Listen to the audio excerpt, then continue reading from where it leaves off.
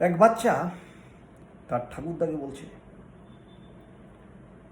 সাফল্য কিভাবে পাওয়া যায়। ঠাকুরদা তার নাতিকে নিয়ে দুটো চারা গাছ কিনে নিয়ে আসে,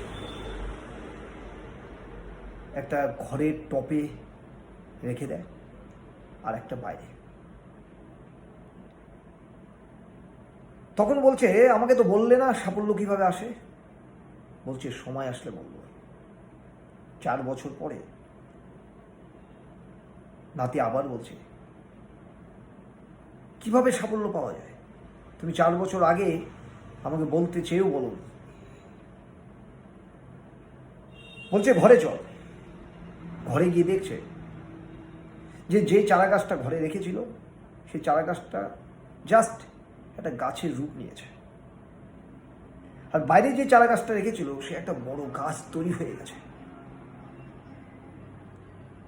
নাতিকে বলছে, বুঝতে পেরেছিস? বলছে না তো। বলছে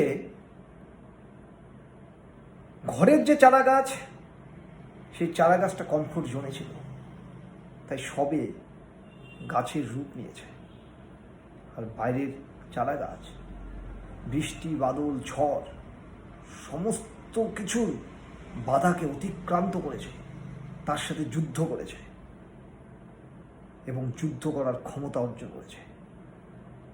তাই এই চারা গাছ আজকে গাছে পরিণত হয়েছে। সাফল্য পাওয়ার জন্য আপনাদের হয়তো আর বোঝাতে হবে না।